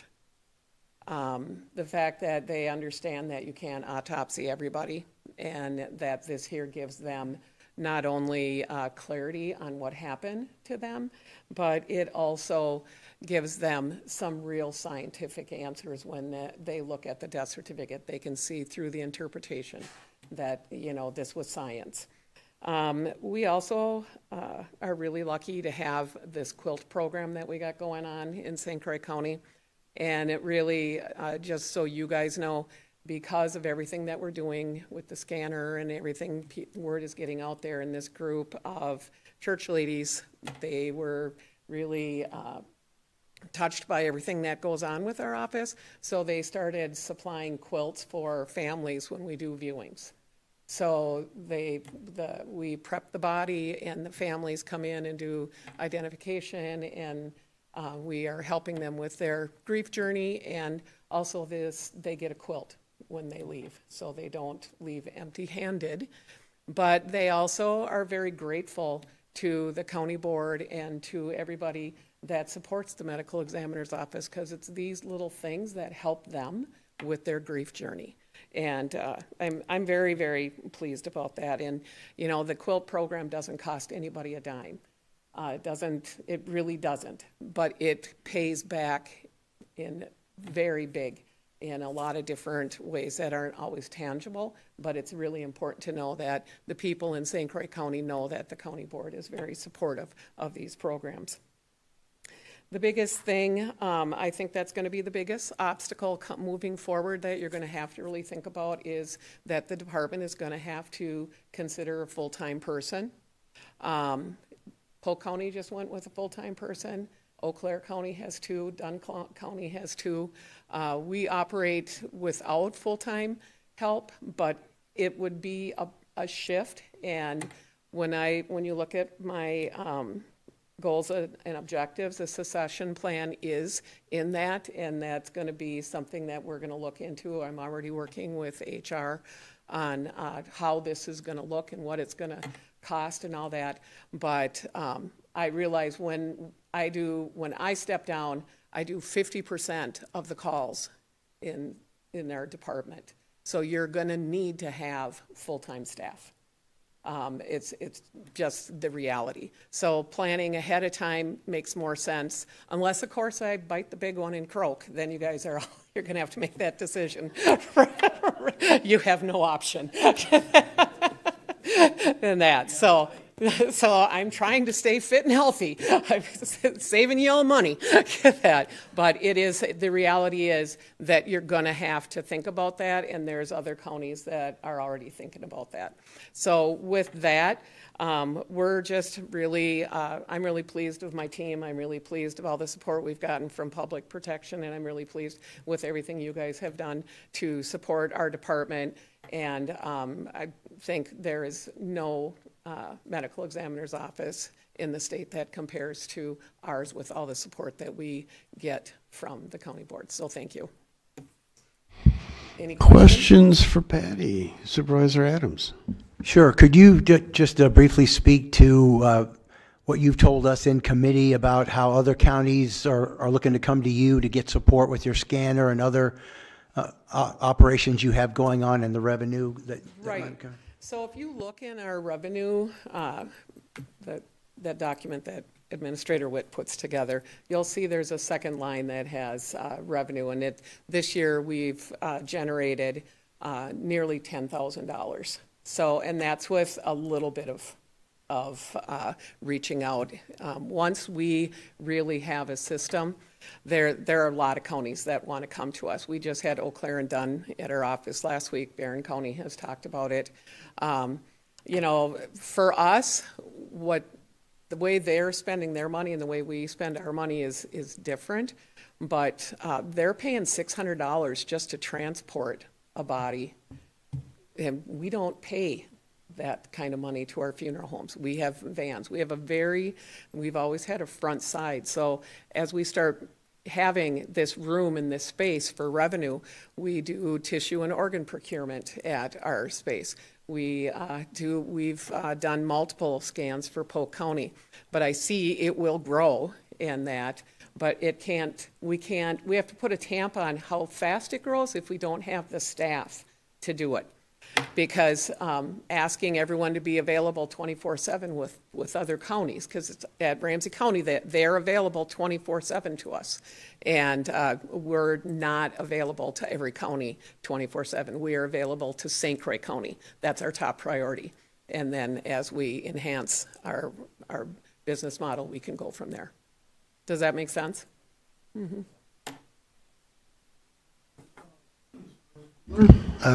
When we meet once a year with Patty as a board, you get a little flavor of some of the things that we hear from Patty every month.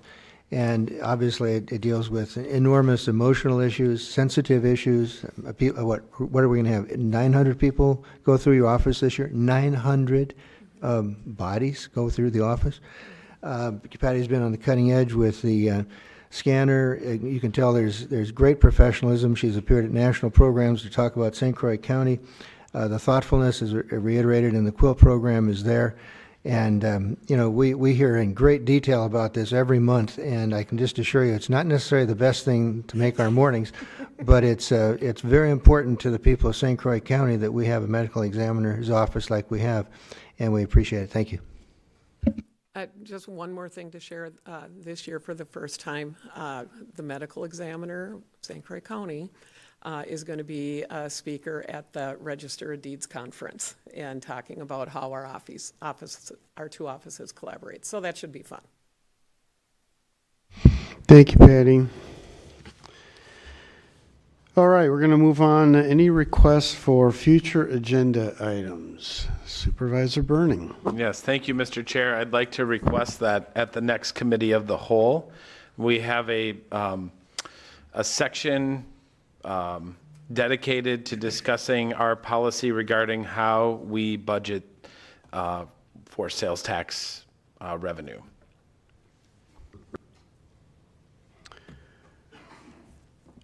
I'll ask the administrator, is that appropriate for the committee of the whole, or would that be the administration committee? Discuss it wherever you like.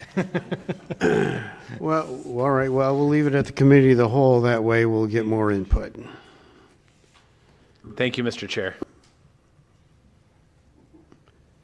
Any other requests for future agenda items? All right, seeing none. County Clerk, if you noticed, isn't with us today, but do you have any correspondence or requests? No. No. Okay. Good answer. Okay. Couple of reminders. You all have your budget books now, and just a reminder, the week from Thursday on the 12th, we're going to be meeting at 8:30 in the morning for the committee of the whole to review the budget. I strongly encourage you to review and come up with any questions, concerns you have, and prior to the committee of the whole, make an appointment with Administrator Witt to discuss those details and those questions and concerns. I strongly encourage you to do that prior to the meeting, and he's ready and available to talk to you. Our next meeting will be on Tuesday, November 7th at 5 o'clock. Remember, we did away with the morning meetings. And then at 3 o'clock, we will have, I understand, the opportunity for a building expansion tour for those of you who can make it or are interested. So we'll have a little tour of the new building, both ends, and then a little break, and then we'll have our meeting at 5 o'clock. Any Supervisor Hanson? For that committee of the whole, are you going to be observing the rules of order? I'm sorry, could you repeat that? Will you be observing the rules of order? Absolutely. Thank you, sir.